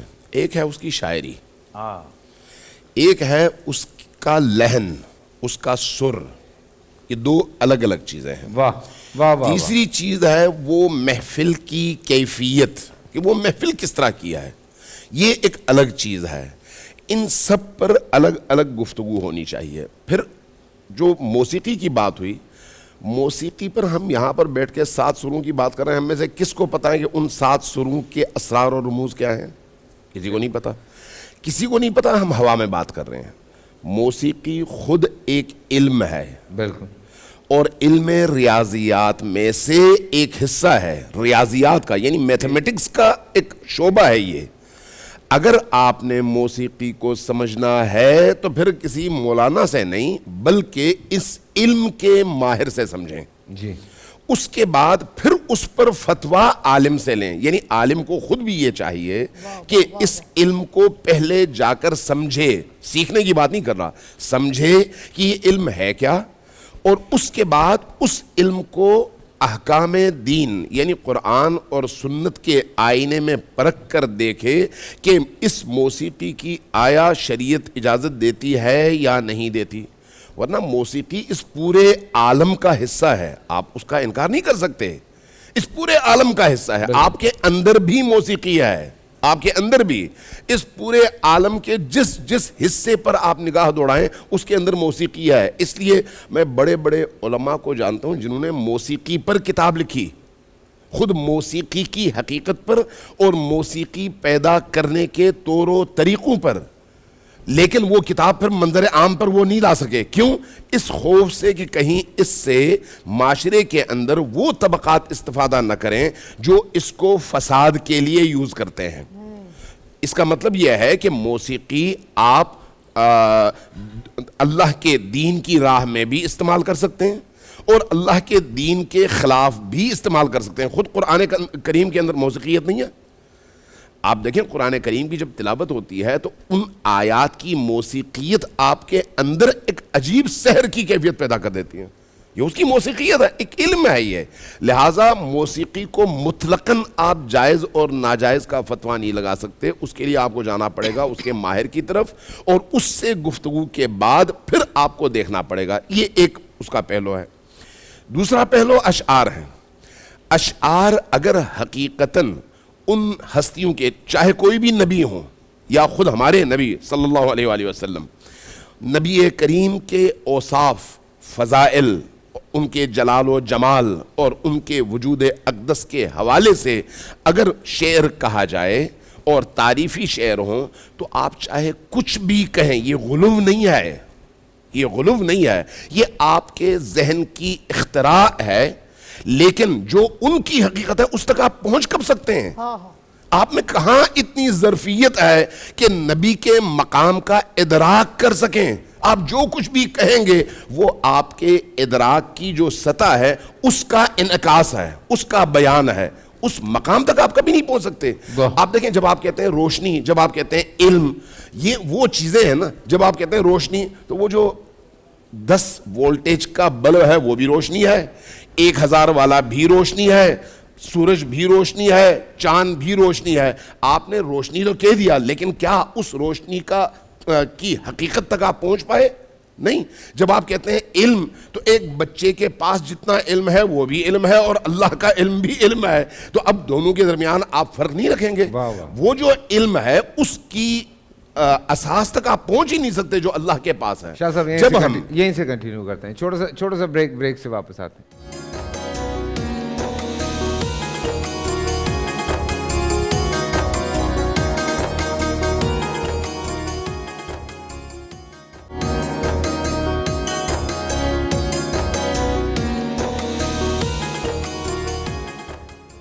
جی رمضان میں بول میں خوش آمدید. اور رمضان میں بول کی خوبصورتی یہی رہی اور ہے بھی اور انشاءاللہ آگے بھی رہے گی کہ somehow بات ادھر کی ہو رہی ہو, ادھر کی ہو رہی ہو, بات اونچے سروں پہ ہو رہی ہو یا دھیمے سروں پہ ہو رہی ہو ایک ہی بات پہ رہی ہوتی ہے اور سب آ کے ایک جگہ پہ ایک ہی پوائنٹ پہ کھڑے ہو جاتے ہیں کہ ہاں الحمدللہ ہم مسلمان ہیں. اور کوئی بحث مباحثہ نہیں ہوتا اس میں. کوئی تھوڑی سی دل کی بات ہوتی ہے, جیسے مفتی ابو محمد صاحب نے فرمایا. واقعی میں سن کے مجھے بڑی حیرت ہوئی کہ یہ ایسا کہاں پہ ہوتا ہے کہ اس طرح سے علماء کرام کو جو ہے وہ بٹھایا جائے اور کسی کو بھی ایسے انتظار کروایا جائے, جو کہ اچھی بات نہیں ہوتی ہے. لیکن پتہ نہیں یہ ایک چونکہ کمرشلزم بہت زیادہ آ گیا ہے کچھ چیزوں میں. مجھے بھی ابھی ایک کال پہ میں سن رہا تھا جو میں نے کہا کہ پتہ نہیں لینی چاہیے وہ کال, لیکن میں دیکھتا ہوں کہ ہم اس کال کو لیتے ہیں. نہیں, لیکن شہیدی صاحب سے میری بات چل رہی تھی. شہیدی صاحب نے بڑی خوبصورت بات کی. شہیدی صاحب دیکھیں, میں اس پہ ایک بات تو یہ طے ہے, وہ مفتی نوید صاحب نے بھی یہ بات کہا, اگر دیکھیں کوئی غلط ہے تو وہ انسان غلط, وہ ادارہ غلط نہیں ہے. کوئی وہ چاہے مجھے یہ بات مکمل کرنا جی ہے آپ کہ میں بالکل ٹیکنیکل بات کر رہا ہوں، جی اس وقت فنی بات بالکل کر رہا ہوں. دیکھیے اصل بات یہ ہے کہ نبی کریم کی تعریف کا نام نعت ہے. اگر شعر کی صورت میں ہو، نثر کی صورت میں ہو تو وہ ایک الگ بحث ہے. میں یہ عرض کرنا چاہ رہا ہوں کہ نبی کریم کی تعریف کیا آپ کر کے اس کا حق ادا کر سکتے ہیں؟ کبھی ممکن نہیں ہے. جتنا بھی کیا کریں گے آپ ان کی تعریف کر سکتے ہیں؟ نہیں، آپ اپنی ظرفیت کے مطابق کریں گے جو آپ کا ظرف ہے. بالکل ان کا ظرف اس عالم سے بڑا ہے، اس لیے آپ جتنی بھی تعریف کریں آپ اس حقیقت تک پہنچ ہی نہیں سکتے. جب ہمارے ہاں یہ حدیثیں موجود ہیں کہ نبی کو اللہ اور علی کے علاوہ کسی نے نہیں پہچانا، ہمارے ہاں یہ حدیث موجود ہے. مجھے نہیں پتا اہل سنت کے ہاں ہے یا نہیں ہے، لیکن ہمارے ہاں موجود ہے کہ نبی کریم نے فرمایا کہ اللہ کو میں نے اور علی نے پہچانا، مجھے علی اور اللہ نے پہچانا، اور علی کو اللہ اور میں نے پہچانا. یہ ہمارے ہاں مصدقہ حدیث ہے. اب سوال یہ ہے کہ جس ہستی کی معرفت اللہ کو حاصل ہے غیر اللہ کو نہیں، اس ہستی کے حوالے سے ہم جو بھی کہیں وہ غلو نہیں ہے، بشرطے کہ آپ ان کو اللہ کا بھیجا ہوا سمجھتے ہوں، آپ ان کو اللہ کا عبد سمجھتے ہوں. اگر عبدیت کی منزل پر کوئی ہستی فائز ہے تو پھر اللہ تبارک و تعالیٰ کی صفات کا اس زمین پر وہ مظہر بنتا ہے. لہٰذا اگر آپ نے اللہ کو پہچاننا ہے تو اس کو دیکھیے، آپ پہچان جائیں گے کہ وہ اللہ جس نے اس اپنی خلقت کو یہ صفات دی ہیں وہ اللہ کتنا عظیم ہوگا. لہٰذا نبی کریم کی تعریف میں، ان کی نعت میں جو بھی آپ اشعار کہیں، اگر اس میں وہ الفاظ جو ان کی شان کے مطابق نہیں ہیں، شامل نہیں ہے، تو پھر یہ عین عبادت ہے. یہ دو چیزیں ہوئیں. اب آتے ہیں آپ کے نعت کی جو روٹین اس وقت ہے. صرف نعت کی بات نہ کریں، ہر وہ چیز جو ترنم کے ساتھ پڑھی جاتی ہے اور دینی محافل میں پڑھی جاتی ہے، چاہے وہ نعت ہو، چاہے وہ منقبت ہو، چاہے وہ نوحہ ہو، چاہے وہ مرثیہ ہو، چاہے حتیٰ قرآن ہو، جو چیز ترنم کے ساتھ پڑھی جاتی ہے اس کے کچھ اصول ہیں، اس کے کچھ ضابطے ہیں. دوسری چیز جو بڑی اہم ہے وہ یہ ہے کہ مزاروں میں چاہے کوئی ناچے، کوئی دھمال دے، کوئی اور چیز، پہلا سوال یہ ہے کہ کیا رسول اللہ سے عشق اور محبت کا یہ رستہ آپ کے دل کو رسول سے جوڑ رہا ہے یا آپ کے جسم میں تھرک کے ذریعے سے آپ کے اندر تسکین پیدا کر رہا ہے؟ ان دونوں کو الگ الگ کریں. یہ دو الگ الگ چیزیں ہیں. اگر ان کو آپ الگ نہیں کریں گے تو پھر آپ پھنس جائیں گے. میں اصل میں دیکھیں بات یہ ہے کہ وہ تو بالکل ہی ایک الگ بات ہو گئی نا. وہ تو آپ کو پتہ ہے آپ ڈسکو جا رہے ہیں، وہاں پہ کیا چل رہا ہے، وہاں پہ جو بھی ہو رہا ہے. یہ تو نیت ہی کچھ اور ہے نا. آپ تو آپ کچھ اور پانے جا رہے ہیں نا. آپ مزارات پہ جا رہے ہیں. پورا پروگرام ہونا چاہیے مزارات پہ جو کچھ ہو رہا ہے. مزارات کے حوالے سے میں یہ عرض کروں، ہم پہلے بھی یہاں یہ بات کر چکے ہیں کہ جو مزارات متولی کے پاس ہیں، سجادہ نشین کے پاس ہیں، ان کی اکثریت 90% وہاں کوئی غیر شرعی کام نہیں ہوتا. پرابلم کیا ہے؟ پرابلم یہاں پر ہے کہ جب اوقاف کے زیر انتظامات مزار ہوتے ہیں وہاں عجیب و غریب قسم کی مخلوق آتی ہے. وہ دمال لال شہباز کا جی وہ اوقاف کے پاس ہے، وہ اوقاف کے پاس ہے، حکومت کے زیر انتظام ہے، سارا چندہ بھی حکومت لیتی ہے. وہاں دبالے ڈالی جاتی ہیں، وہاں غیر شرعی کام کیے جاتے ہیں. ہم اس کی مذمت کرتے ہیں، شریعت میں اس کی کوئی گنجائش نہیں. مرد و زن کا اختلاط ہوتا ہے، ادھر سے عورتیں جو ہے وہ دھکے لگا رہی ہوتی ہیں، ادھر سے مرد دھکے لگا رہے ہوتے ہیں. وہاں جو ہے وہ عجیب و غریب قسم کے جو ہے نا وہ اب اس بے حیائی کے ماحول میں اگر مولا علی کا نعرہ بھی لگایا جائے گا تو ہم اس کو درست نہیں کہیں گے. اس بے حیائی کے ماحول میں قرآن حدیث کوئی چیز پڑھی جائے وہ درست نہیں ہے. یہ نہیں ہے کہ ہم اٹھا کے ہر چیز کو جائز قرار دیتے ہیں. من کل الوجوہ آپ پورے شعبے کو جو ہے نا وہ ناجائز قرار دیں. یعنی اس بات کو بنیاد بنا کر کہ یہ ہوتا ہے کہ اب نعت خوانی کو بند کر دیں، تو میرا کہنا یہ ہے کہ اس بنیاد پر پھر کوئی چیز بھی چل نہیں سکے گی. میڈیا میں اگر گانا باجا ہوتا ہے یا غلط خبر آتی ہے تو پھر اس کو بند کر دیا جائے. بھائی بند کرنا حل نہیں ہے، اس کی آپ اصلاح کریں اور اصلاح کے لیے آپ تربیتی نشستیں کریں. ایک کالر ہے ہمارے ساتھ. السلام علیکم. دمال کے والے سے بات جی ہلو. السلام علیکم فیصل بھائی. وعلیکم السلام. جی بھائی آپ کی آواز بہت کٹ کے آ رہی ہے. ریڈائل بھائی دوبارہ ملائیں. جی دھمال کے حوالے سے. جی مفتی شیخ صاحب جواب دیں. میں عرض کر رہا ہوں کہ دھمال سے کیا مراد ہے؟ اگر تو حالت وجد میں اللہ اور اس کے رسول کے عشق میں کسی پر کیفیت سرور کا ورود ہوا اور اس نے اٹھ کر رقص کر دیا تو یہ شرعاً جائز ہے. نبی علیہ السلام کے صحابہ سے صحیح احادیث سے نسائی، ترمذی، مسند احمد بن حنبل اور دیگر ہماری درجنوں کتب حدیث کے اندر موجود ہے.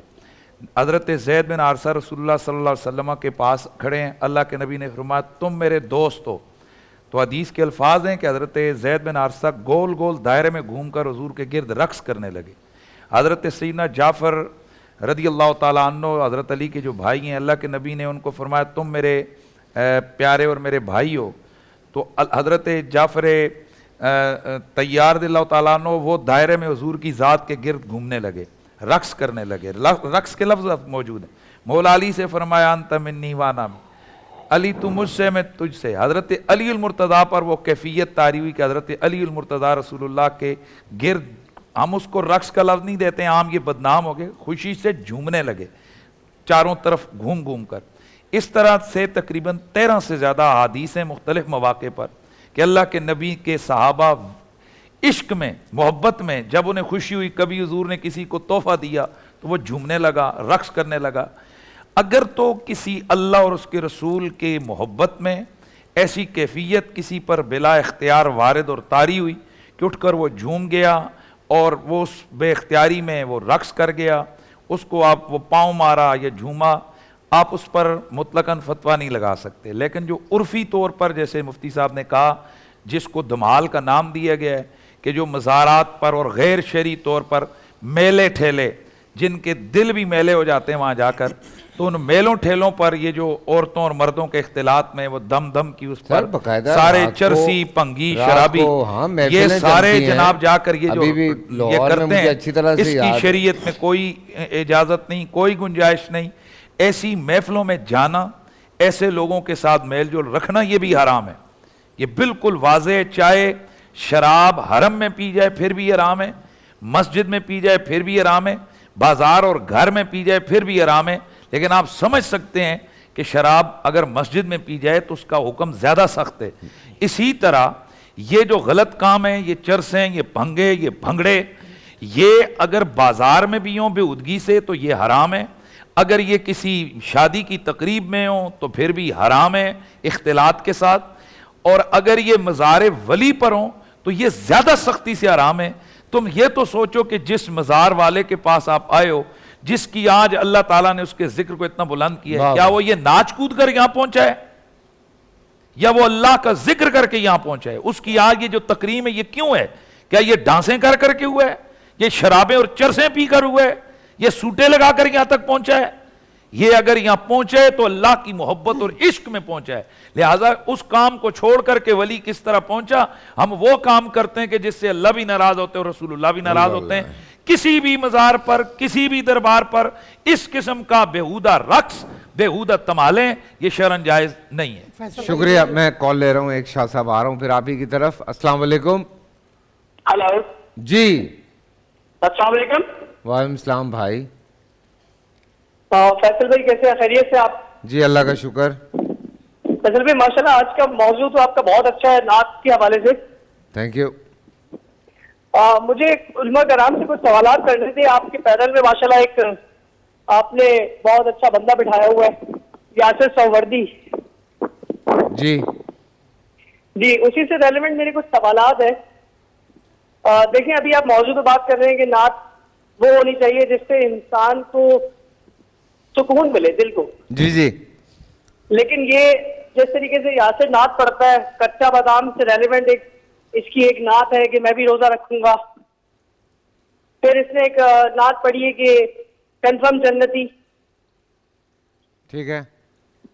اور اب آپ اس کنفرم جنتی نعت تو نہیں ہے. دیکھیے فیصل بھائی آپ سے میں اس چیز کو ہلو جی جی فیصل بھائی مجھے نعت کے حوالے سے کوئی وہ نہیں ہے، مسئلہ نہیں ہے. نعت ہر مومن سنتا ہے، ہر مسلمان سنتا ہے. اس کا ایمان تازہ ہوتا ہے. الحمدللہ ہم بھی مسلمان ہیں. نہیں یہ بات تو کلیئر ہو گئی آصف. جو لوگ سن رہے ہیں وہ سب یہ بات کلیئر ہو گئی. دیکھیں آپ نے یاسر کے حوالے سے بات کی ہے, میں اس لیے کوئی وکالت نہیں کر رہا ہوں کہ یاسر یہاں پہ موجود ہے.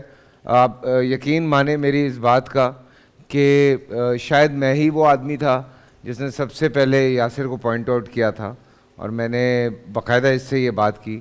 اور اس کے بعد ہوا یہ کہ جب یاسر نعت پڑھ رہے تھے تو مفتی حنیف قریشی صاحب نے مجھے ایک ویڈیو دکھائی کہ پائے نے کنوں بایا ہوا تسی.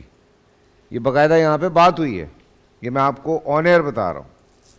یہ باقاعدہ ناراض ہوئے ہیں مفتی فضل سبحان صاحب, وہ ناراض ہوئے یہاں بیٹھے ہوئے. پھر اس کے بعد ایک دو لوگوں نے بات کی, ہم نے اس کے بعد یاسر کو اندر بلایا, یاسر کو بلا کے باقاعدہ یہاں بٹھایا, یاسر کی بات ہوئی. میرے خیال سے جس کی آپ بات کر رہے ہیں وہ اب یوٹیوب پہ نہیں ہے, وہ والا کم از کم جس کی آپ بات کر رہے ہیں. اور ذرا یاسر بھائی جواب دیجئے, میں آپ کی وکالت کر رہا ہوں. جی بسم اللہ الرحمن الرحیم. ہاں سب سے پہلے تو یہ ہے فیصل بھائی, جب مجھے مفتی حنیف قریشی صاحب نے اس حوالے سے تنبیہ فرمائی تو میں نے اتنا حوالہ ضرور دیا کہ وہ نعت نہیں تھی, وہ نظم ہے.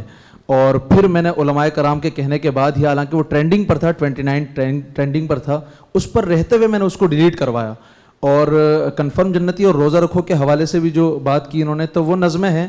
میں نے کوئی ایسی نعت نہیں پڑھی جس پر آج تک کوئی میمز بنی ہو یا کسی نے مجھے اس پر کوئی تنقید کا نشانہ بنایا ہو. اور میں نے آئندہ اس کے نہ کرنے کا بھی عزم کیا ہے کہ ایسی نظمیں بھی نہیں پڑھوں گا جو گانوں کے طرزوں پر ہوں گی.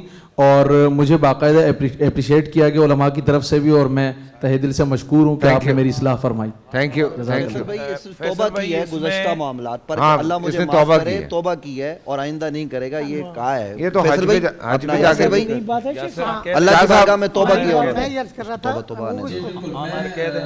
الحمدللہ کوئی بھی نعت آج تک جو ہے ایسی نہیں پڑھی جو گانے کے طرز پر ہو. جو نظمیں لوگوں نے کہا کہ اس پر جو گانوں کے طرز پر ایک نظم ریسنٹلی ہوئی, تو اس پر بھی میں نے اللہ سے توبہ استغفار کی ہے, اور میں نے لوگوں کے سامنے بھی اس کی جو ہے معذرت کی, اور میں الحمدللہ اس پر قائم و دائم رہوں. آپ میرے لیے دعا بھی کریں.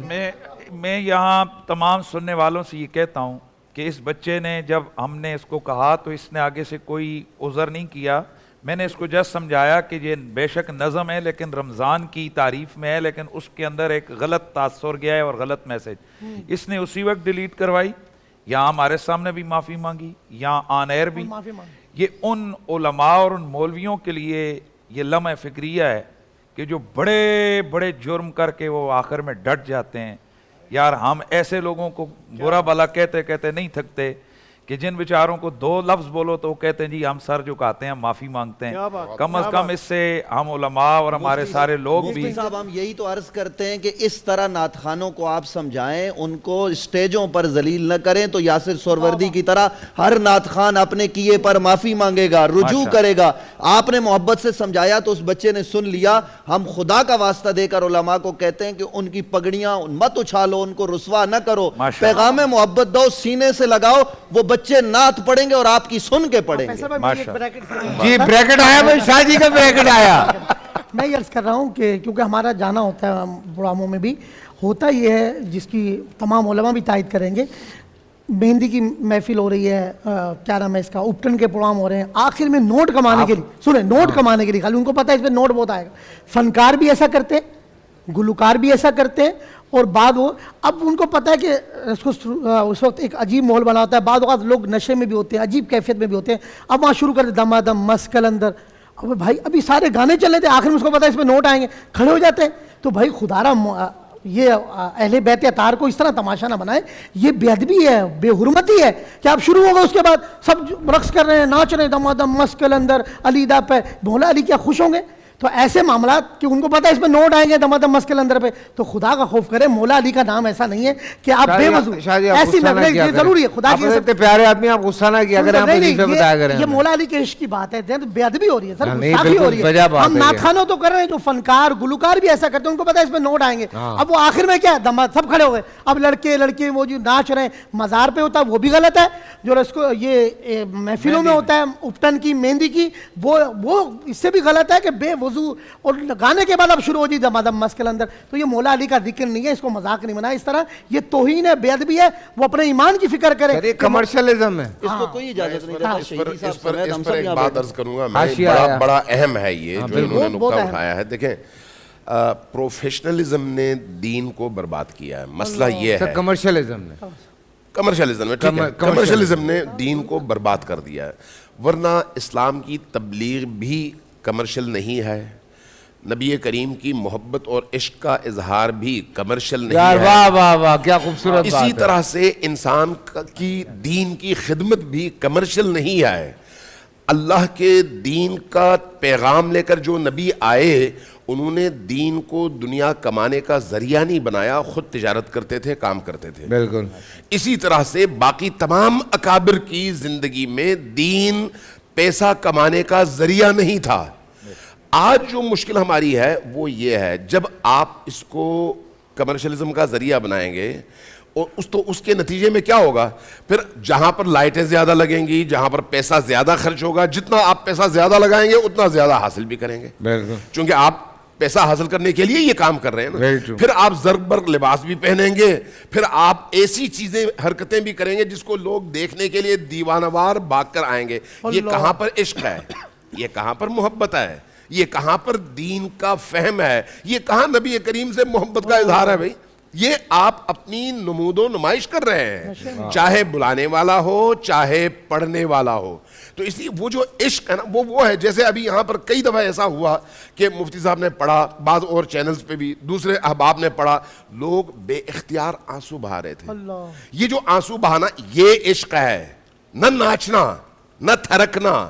وہ تھرکنا اور ناچنا وہ آپ کے وہ جو جنسی طلب ہے اس کی تسکین ہے, اس کو آپ اس کے ساتھ مکس نہ کریں. دو الگ الگ چیزیں ہیں. جہاں آپ کا دل خاضع ہوتا ہے, قرآن کہتا ہے نا کہ مومن وہ ہے جو جب قرآن کی آیات کو دیکھتا ہے تو اس کا دل جھکتا چلا جاتا ہے اور وہ جھکتا جھکتا جھکتا سجدے میں چلا جاتا ہے. یہ اس کے دل کی کیفیت ہوتی ہے. نبی کریم کا عشق بھی ایسا ہی ہے, اہل البیت کا عشق بھی ایسا ہی ہے. یہ اس لیے اس عشق اور اس محبت کے اظہار کو جب آپ کمرشلزم کے اس سانچے میں ڈھالتے ہیں تو پھر وہ پاک چیز پاک نہیں رہتی. آب زمزم کو نجس برتن میں آپ ڈالیں گے تو وہ آب زمزم چاہے ٹنوں کے حساب سے ہو, لیکن جب آپ نے اس کو نجس کر دیا تو پھر وہ پاک نہیں رہتا. سبحان اللہ سبحان اللہ. چلیں جی, اذان فجر کا وقت ہو گیا اور اذان فجر کے بعد ہم سنیں گے آزاد جمیل صاحب کو. اپنا خیال رکھیں, افطار میں ملاقات ہوتی ہے آپ سے رمضان میں بول.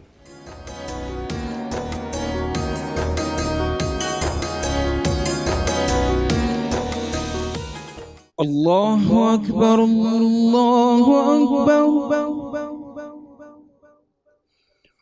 اللہ اکبر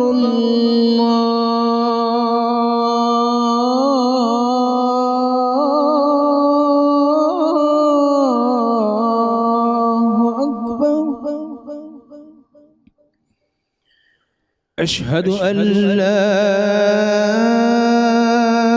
إله إلا الله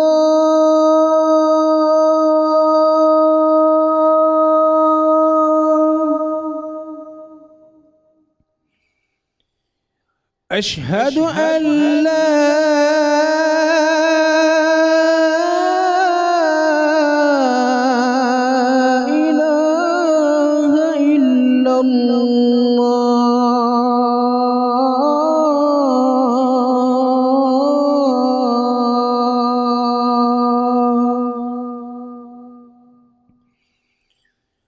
أشهد أن محمد رسول الله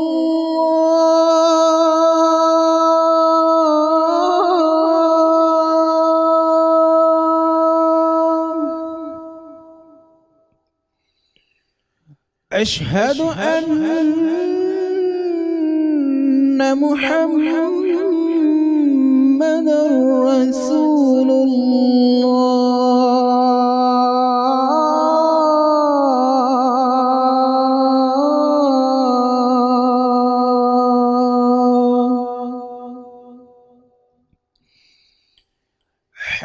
على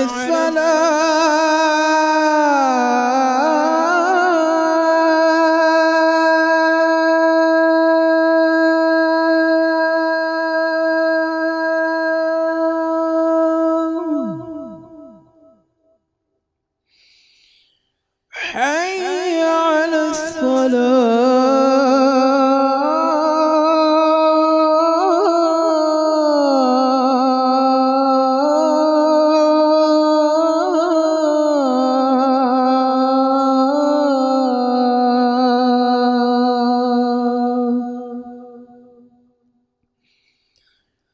حي على الفلاح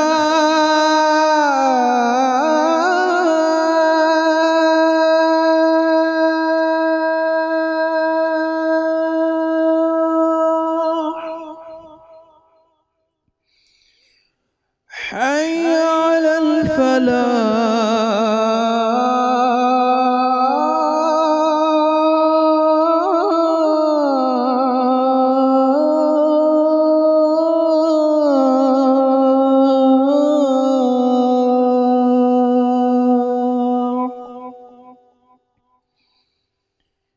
الصلاة خير من النوم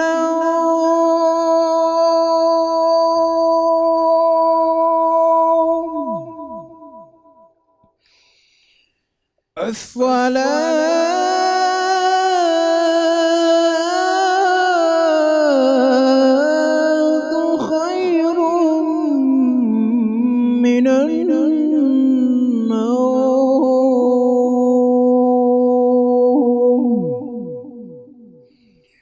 الله أكبر الله أكبر لا إله إلا الله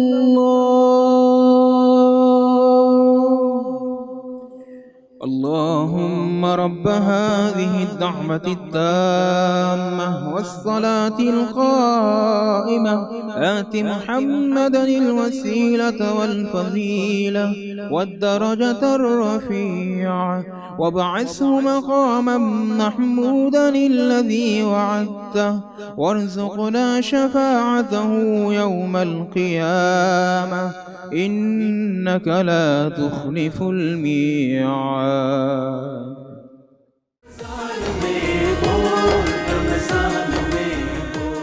السلام علیکم ورحمۃ اللہ وبرکاتہ.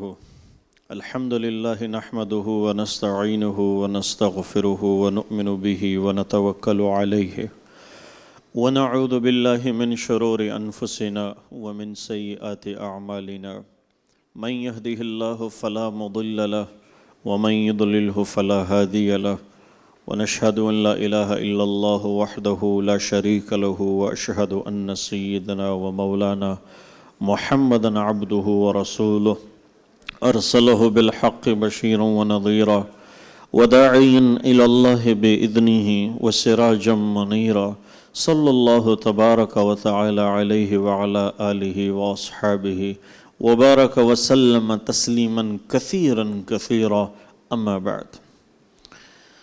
میرا محترم عزیزوں، میرے بھائیوں، دوستو، ایک مسلمان کے پاس سب سے بڑی نعمت، سب سے بڑا خزینہ، خزانہ اور اس کی جو ملکیت ہے وہ اس کے پاس حضور کا عشق ہے. آپ علیہ السلام کی محبت، آپ صلی اللہ علیہ وسلم کا عشق، آپ صلی اللہ علیہ وسلم پر جان فدا کرنے کا جذبہ، آپ کے لیے اپنی تمام خواہشات، اپنی تمام ترجیحات آپ پر قربان کر دینا، یہ ایک مومن کے لیے اعزاز ہوتا ہے کہ حضور صلی اللہ علیہ وسلم کی زندگی پر زندگی قربان ہو جائے، اس کے لیے ہم تیار ہیں. حضور کے لیے گھر چھوڑنے کو تیار ہیں، حضور کے لیے وطن چھوڑنے کو تیار ہیں، حضور کے لیے کسی کو بھی سینے سے لگانے کو تیار ہیں۔ حضور کی ایک سنت اس زمین و آسمان سے زیادہ قیمتی ہے۔ اللہ کے دربار میں آپ صلی اللہ علیہ وسلم کی ایک سنت وہ اس کائنات سے سب سے زیادہ مقدس اور محترم گنی جاتی ہیں۔ آپ کی 10 لاکھ احادیث ہیں، 10 لاکھ احادیث کا ذخیرہ ہے، ایک ایک لفظ کو محفوظ کیا۔ آپ صلی اللہ علیہ وسلم کی ہر ادا محفوظ کی۔ آپ سردی میں اور گرمی میں، سفر میں، حضر میں، آپ کی زندگی سے متعلق جو بھی آپ کی سیرت سامنے آئی ہے وہ چھپی نہیں ہے۔ آپ صلی اللہ علیہ وسلم سے محبت، سب سے بڑی بات میں آپ سے کہنے جا رہا ہوں، آپ صلی اللہ علیہ وسلم سے محبت چھپ نہیں سکتی، آپ صلی اللہ علیہ وسلم سے محبت کم نہیں ہو سکتی۔ جس کی آپ سے محبت ہو گئی اس کا پھر آپ سے عشق ہو جاتا ہے۔ وہ پیار سے محبت پر آتا ہے، محبت سے وہ عشق پر چلا جاتا ہے، اور جب عشق پر آ جاتا ہے تو پھر وہ آپ کے لیے فنا ہو جاتا ہے۔ میرے عزیزو، ہم جس کے قصیدے پڑھتے ہیں، جس کی ہم نعت پڑھتے ہیں، تو کبھی یہ بھی سوچا ہے کہ صاحب نعت کو کیسی نعت پسند ہے، صاحب کلام کو کیسا کلام پسند ہے؟ کیا پڑھنے والے کے الفاظ، پڑھنے والے کا انداز، پڑھنے والے کا لہجہ، اس کی لہن، اس کی لہریں، کیا یہ جس کے لیے پڑھی جا رہی ہیں ان کے ہاں یہ مقبول ہے بھی کہ نہیں؟ یا وہ اس عمل کو دیکھتے ہی اور فرمائیں گے یہ کیا کر رہے ہو، یہ کیا کیا؟ تو جس انداز کے ساتھ اللہ کے نبی کی تعریف کرنی چاہیے، جیسے کہ اللہ کے نبی سامنے ہو، یا آپ گنبد خضرا کے سامنے آپ ہوں، تو آپ کے پڑھنے کی کیفیت کیا ہوگی؟ یہی کیفیت اگر محفل نعت میں، محفل سما میں یہ کیفیت طاری ہو جائے۔ ہمارے ہاں کیفیت تھوڑی دیر کے لیے طاری ہوتی ہیں، واہ واہ سبحان اللہ کیا کہنے، یہ داد جو وہ وصول کرتا ہے اور اس سے آگے کوئی چند پیسے لے کے پھر بات ختم ہو جاتی ہے۔ میرے بھائیوں، میں کسی پہ تنقید نہیں کرتا، نہ کبھی کسی پہ تنقید کی ہے، لیکن جس عشق کو آج پیشہ بنا دیا ہے، جس عشق کو آج ذریعہ آمدن کے طور پہ رکھا ہوا ہے، یہ زیادتی ہے۔ نہیں چاہیے ایسا ہدیہ، نہیں چاہیے ہمیں ایسے پیسے، نہیں چاہیے ہمیں ایسا لفافہ، نہیں۔ حضور صلی اللہ علیہ وسلم کے عشق میں چند الفاظ کہنے والے کے وارے نیارے ہو جاتے ہیں۔ آپ کی شان، آپ کی نعت تو اللہ نے پڑھی ہے، اور کیسے پڑھی؟ وَالضُّحَىٰ وَاللَّيْلِ إِذَا سَجَىٰ مَا وَدَّعَكَ رَبُّكَ وَمَا قَلَىٰ وَلَلْآخِرَةُ خَيْرٌ لَكَ مِنَ الْأُولَىٰ۔ یہ کلام پہ غور تو کریں۔ یاسین والقرآن الحکیم إِنَّكَ لَمِنَ الْمُرْسَلِينَ عَلَى صِرَاطٍ مُسْتَقِيمٍ أَلَمْ نَشْرَحْ لَكَ صَدْرَكَ وَوَضَعْنَا عَنْكَ وِزْرَكَ إِنَّا أَعْطَيْنَاكَ الْكَوْثَرَ فَصَلِّ لِرَبِّكَ وَانْحَرْ۔ آپ کی نعت کس انداز میں آپ کی تعریف ہو رہی ہے؟ نعت تو تعریف کو کہتے ہیں، کس انداز کے ساتھ؟ محمد الرسول اللہ والذین معہ، کس انداز کے ساتھ؟ آپ کے شہر کی وہذا البلد الامین، کس انداز کے ساتھ آپ کو قرآن نے بار بار رحمت للعالمین اور بالمؤمنین رؤوف الرحیم، اور کیا خاتم النبیین طٰہٰ، یاسین، مزمل، मुद्दस्सिर, सिराज, मुनीर, रहमतुल लिल आलमीन, किन अंदाज के साथ कुरान अपने महबूब को, महबूब की तारीफ को जिस अंदाज से बयान करता है, वो अंदाज देखें। पूरे कुरान में अल्लाह ताला ने एक जगह भी यूं नहीं फरमाया या मोहम्मद, एक जगह भी अगर इस तरह हो, आप अपने महबूब को मुखातिब कर सकते थे कि या मोहम्मद, नहीं, क्यों नहीं? अदब का और एहतराम का, और जहां जिस हस्ती को इज्जत देनी होती है, जिस हस्ती को अल्लाह ताला ने नाम, इतने नाम के रिवायात में आता है 500 से ज्यादा आपके नाम, तो आपकी तारीफ के लिए 70,000 फरिश्ते सुबह आते हैं, 70,000 फरिश्ते शाम को आते हैं। तो आपकी तारीफ करने वाले के वारे नियारे करने के लिए है, लेकिन तारीफ ऐसी हो कि सामने वाला तारीफ सुनते ही वजद में आ जाए, वो नातिया कलाम सुन के वो मस्जिद नबवी पहुंचा हुआ हो, वो मक्का की वादी में घूम रहा हो, मदीना की वादी में घूम रहा हो, वो ताइफ में घूम रहा हो। कैफियत एक मुसलमान की नातिया कलाम के बाद ये होनी चाहिए, सिर्फ मज़े और चस्के। और जिस तरह से अभी जो राइजुल वक्त में जिस अंदाज को लेके लोग बढ़ रहे हैं, मेरे अजीज़ों, ये मुनासिब नहीं है। इसलिए मुनासिब नहीं है कि हम, मेरा महबूब तो इन चीज़ों को तोड़ने आया था, सास को तोड़ने आया था, सुर को तोड़ने आया था, और हमने उन्हीं की तारीफ को सुर के साथ बांध लिया, उन्हीं की तारीफ को धमाल से हमने बांध लिया, उन्हीं की तारीफ को हमने ढोल के साथ या इस किस्म की चीज़ों के साथ, जो चीज़ें म्यूज़िक, मौसीकी या गानों से तशबीह होती हों। मेरे अजीज़ों, मेरे भाइयों, मैं आप भाइयों से, आप बहनों से कहता हूँ, आप सल्लल्लाहु अलैहि वसल्लम की तारीफ और नात वो उन कलामों की और उन तर्ज़ों की मोहताज नहीं है। हस्सान बिन साबित आपके सामने आके क्या कहते हैं? व अहसन मिन कलम तरकत आईनी व अजमल मिन कलम तलदिन निसाओ खुलिकत मुबर्रअम मिन कुल्लि ऐबिन कअन्नका कद खुलिकत कमा तशाओ। ऐसा हसीन चेहरा तो मेरी आंख ने देखा नहीं, और ऐसा खूबसूरत, ऐसी खूबसूरत हस्ती तो किसी माँ ने जनी नहीं आज तक। खुलिकत मुबर्रअम मिन कुल्लि ऐबिन, ऐसा अल्लाह ने आपको हर ऐब से पाक पैदा फरमाया।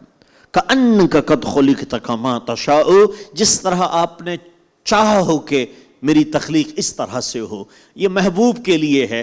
क्या है? फ़अौहा इला अब्दिही मा औहा। आप मेरे हबीब के मकाम को नहीं समझ सकते। अती अल्लाह व अती रसूल, सिर्फ अताअत करें। आगे आगे मेरा महबूब आपकी तारीफ और मेरी तारीफ के मोहताज नहीं है। हमारी किस्मत खुलेगी उनके तारीफें कर कर के, लेकिन इस तरह के वो कबूल भी करें, उनके यहाँ वो बाइस शर्फ भी हो, और यकीनन ये चर्चे हों, और अल्लाह की बारगाह में हमें शर्फ कबूलियत से नवाजा जाए। आपने फरमाया जो जहां है वो वहां बैठ जाए। एक साहबी मस्जिद में एक कदम रखा है, एक बाहर है, तो वो वहीं बैठ गए। आपने फरमाया मैंने आपको नहीं कहा था, मैंने मस्जिद के अंदर बैठने वालों को कहा जो जहां है वो वहां बैठ जाएं। वो साहबी कहते हैं अगर मैं एक कदम आगे बढ़ा था तो मुझे अपने ईमान के सल्फ होने का गम लगा कि ऐसा नहीं, ऐसा ना हो जाए। आपकी अतात कैसी हो? अब्दुल्ला इब्न उमर आपके साथ चल रहे हैं एक सफ़र में, और एक दफ़ा फिर आप अकेले सफ़र में चल रहे हैं, तो एक जगह पहुंचे, वहां कुछ नहीं है, आपने सर झुकाया। मेन सड़क पर कोई सर झुकाए इस तरह जैसे कोई चीज़ है, कोई टहनी है, कोई दरख्त है, कोई छत है, जो भी चीज़। तो आपके साथ कोई सवार था अब्दुल्ला इब्न उमर के साथ। तो किसी ने पूछा हुजूर आपने ये क्यों किया, यहाँ तो कुछ भी नहीं है। तो हज़रत अब्दुल्ला इब्न उमर फरमाते हैं मैं एक दफ़ा यहाँ से अल्लाह के नबी के साथ गुजर रहा था। अल्लाह के नबी सल्लल्लाहु अलैहि वसल्लम यहाँ एक दरख्त की टहनी झुक कर आती थी, जिससे हमने झुक कर गुजरना होता था। अल्लाह के नबी ने सर वहाँ यूं झुकाया, तो जहाँ अल्लाह के नबी ने सर झुकाया हो मैं वहाँ सर उठा सकता हूँ, भले वहाँ वो दरख्त और टहनी कायम नहीं है। मेरे अजीज़ों, میرے دوستو، حضور صلی اللہ علیہ وسلم کی سنتوں سے محبت کرنا، حضور صلی اللہ علیہ وسلم کی سنتوں پر جان دینا کہ آپ صلی اللہ علیہ وسلم جیسی ہماری سنت کی داڑھی ہو، آپ صلی اللہ علیہ وسلم جیسی ہمارے ٹوپی، امامہ اور ٹخنے جو ہیں وہ ہمارے بالکل وہ ننگے ہوں. تو صفات جو ہیں حضور صلی اللہ علیہ وسلم کی جو سنت حسنہ ہیں وہ ہم نے لینی ہیں، اور اگر ہم ان کو نظر انداز کر دیں، اگر ایک پانی ہے، یہ اس کی سنتیں ہیں جس میں بیٹھنا ہے کہ بیٹھنا، 3 سانسوں میں پینا، تو اگر ہم اسے بھی نظر انداز کر دیں تو مجھے لگے گا کہ شاید ہمارا عشق کی حقیقت تک نہیں پہنچا. محض الفاظ ہیں، لیکن ہم اللہ سے دعا کرتے ہیں کہ یا اللہ اگر الفاظ ہیں جس طرح بھی ہے، جو بھی ٹرینڈ چل رہا ہے، لیکن شاید یہ اس مقام کا نہ ہو، شاید ہم نے اس طرح نہ پڑھا ہو یا اس طرح نہ سنا ہو، لیکن ہمیں اس ٹوٹی پوٹی محنت اور اس ٹوٹے پوٹے جمع ہونے پر ہماری بخشش فرما، اور ہمارے اس نذرانہ عقیدت کو اپنی بارگاہ میں قبول فرما. اللہ تعالیٰ آپ سب کے اس سننے کو قبول فرمائیں، اپنے بارگاہ میں اسے شرف قبولیت بخشیں. والسلام علیکم ورحمۃ اللہ.